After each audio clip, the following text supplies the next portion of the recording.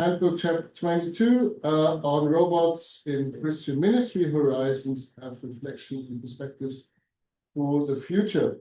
And I will just very briefly show you the content. So we have an introduction. We will talk a little bit more on a programmatic sense of the phenomena of robotics and robots.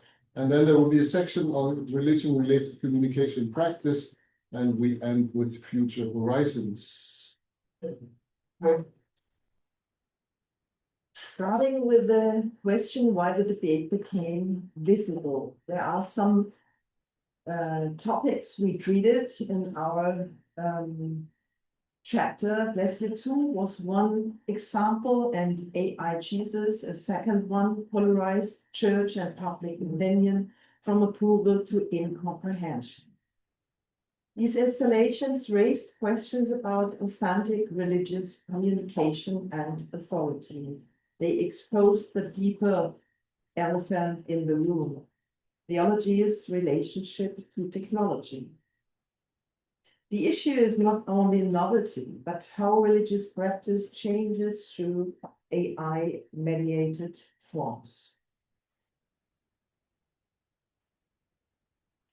Robots and AI are already reshaping public imagination, and we talked a lot about this during the other chapters as well. This is related to Christian practice, and the Handbook chapter focuses, its limits on Western, European, and German practical theological perspectives. Our core question was, how can churches use robotics without reducing ministry to technology? So we intend not to go for a technical centered approach. Our thesis is digital church practice should become hybrid, multiform, relational, and theologically accountable. What we set out to clarify.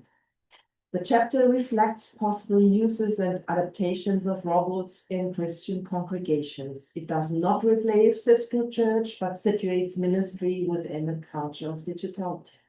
It first defines robotics, then reviews the practical theological debate. It identifies fields of action and marks perspectives for future church practice, like an ordinary chapter does. Sensing, planning, and acting. Robotics combines computer science, AI, electrical engineering, and mechanical engineering. Robots, among other things, are seen as, this is a quote from Nieholm, embodied machines that have sensors and actuators that possess some degree of AI and some degree of functional autonomy, which enable the robot to perform certain tasks that humans would otherwise typically perform. The chapter so uses the sensing, planning, acting paradigm to describe robotic agency. The focus is not competition with humans, but responsible human-robot interaction. Some notes on the history of robotics from ancient Greece to modern anxieties. Robotic servants, animated statues, and artificial intelligence appear already in ancient Greece. European literature and film often portray robots as dangerous, destructive, or uncanny. Theological concerns often involve authority, identity, creation, and transhumanist visions. Religions both interpret technologies and use technologies within their own practices. And the pictures show some examples to get this stuff illustrated. From substitution to augmentation, reframing the theological question. The use of robots in church contexts is often interpreted through fear of replacement. The more fruitful is to argue for supplementing, augmenting, modifying, and transforming communication. And I think we are in the midst of the overlapping consensus, which are mentioned here during the other chapters as well. The better ethical question is what kind of humans we want to be in relation to AI. Robots should be evaluated by how they serve relational, responsible, and life-giving practice. Embodiment as a core concept, disembodied and embodied AI in theology. Christian debate has been shaped by the tension between embodied and disembodied robots. Embodiment matters because Christian theology emphasizes incarnation and bodily encounter. Pneumatology also matters because God's presence is not reducible to physical embodiment, and a balanced view avoids both disembodied techno-optimism and anti-technology reductionism. Robot-assisted ministry practice. Some keywords: administration, access, and organizational support. Our thesis are robots and AI could support internal communication and administrative workflows.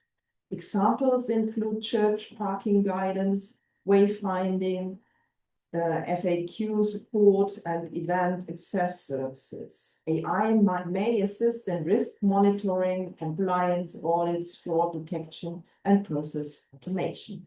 Such tools should rationalize workflows without redefining ministry as mere efficiency. So Thomas, this was already here. Yeah, I was just happy. There is in my screen there is a button, so that I couldn't see that. Sorry. No problem. Take some for my. Okay, so Ilona already started with the consequences, as I said in the beginning, on the field of practical, theological, or church practice. Now I can't continue. Oh, here we go. Okay, so the second one is, do you have an echo? No. So robots as communicative partners rather than religious robots. Ilona already explained about that. So the designs, no, Yes, we have an echo. So Where is the? no. There's. Okay, move it up.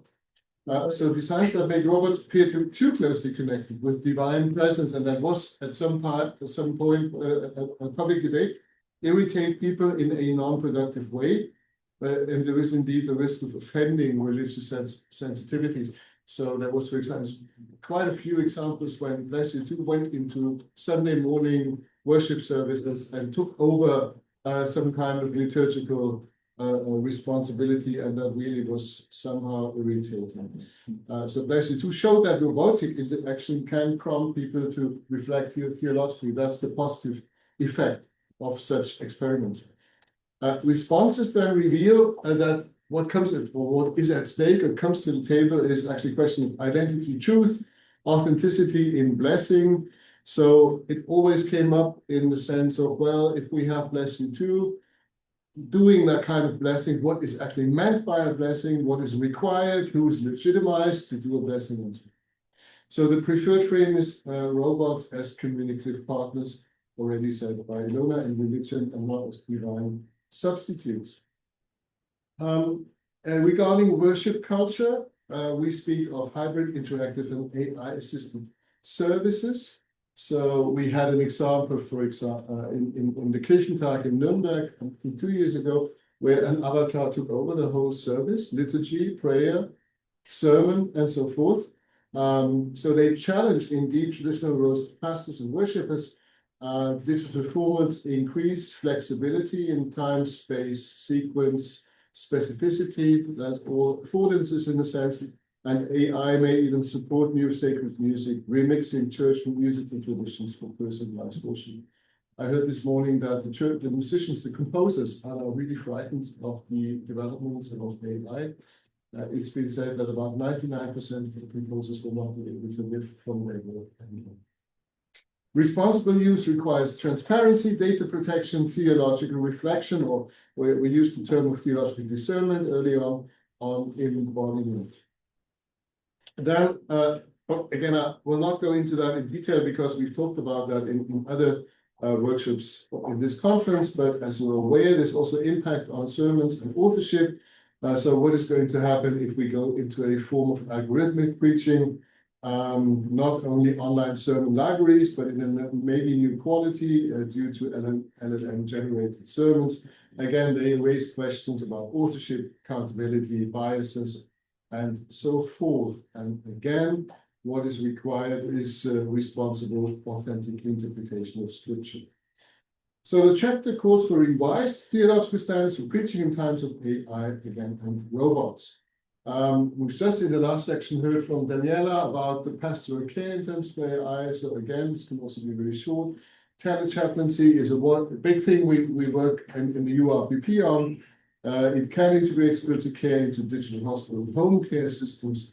Apps, chatbots may support different interactive forms of pastoral communication. And we are brief encounters, you know, of the deathbot discussions we have, encounters require careful criteria for responsible and non-naive pastoral use. Care robots, another question also coming up here. Religious education, another field. Robots may become tools for religious education. They already have become tools in a certain sense. All the question about chatbots, text production, creativity. We have projects in the URPP working on that question. What is in the field of theologizing, so to say? What's the new quality when we use whatever kind of chatbots and tools?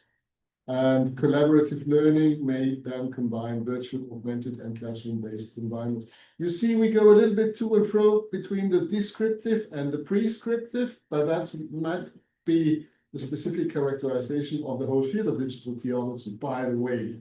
Okay, so education must, as we said, resist self-actualization, preserve responsible human thinking and feeling.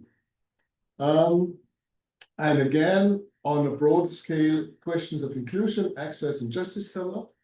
I think we talked a little bit too less so far about the whole field of inclusion and justice. What can robots contribute here? Can they support translation, accessibility, barrier-free religious communication? Question mark. We had some positive experiences with lesson 2 analyzed, and technology, on the other hand, cannot compensate for churches' lack of human commitment to inclusion. Okay. And then we go. No. Go, you go for the future horizons. I'm more in the present. Sorry for that. Robots should extend rather than replace authentic face-to-face religious encounters. I guess that is the yes, and also consensus beneath the articles, but could be that it also should be reframed. Christian practice must treat technology as fallible, limited, vulnerable, and accountable. Theological criteria in this field include identity, authority, truth, atomic, community, and ritual development. We try to follow up with that, what people have done before us on the field of digital religion, and had these criteria also from Pauline Hope-Chong and from Heidi Campbell. The future task is public theology, shaping life-serving AI while critically defending the human. So what is going on about the communicating the gospel in a culture of digitality? Robotics in religions seems to be a slow-moving and challenging area of digitalization. There is not much coming up. Besides of that examples we all treated several times. However, AI is driving the advancement of robotics. So I wrote a sentence from the newspaper Frankfurter Allgemeine Zeitung from last Saturday. Humanoid robots are being developed into multifunctional machines that cannot only perceive their environment, but also understand it and respond to it. AI-controlled humanoid robots could now organize, adjust, and optimize themselves. So to sum it up, it's all about communication among robots. And this is really a shift to that what we discussed before in our papers, and could have a new quality for our discussion. A study by the German Engineering Federation now states that humanoid robots have so much potential precisely because they are modeled on the form and capabilities of humans and can therefore be deployed in any environment designed for humans. Also, this kept from the general discussion on robotics. What does this mean for the ongoing discussion about robotics in the religious sphere?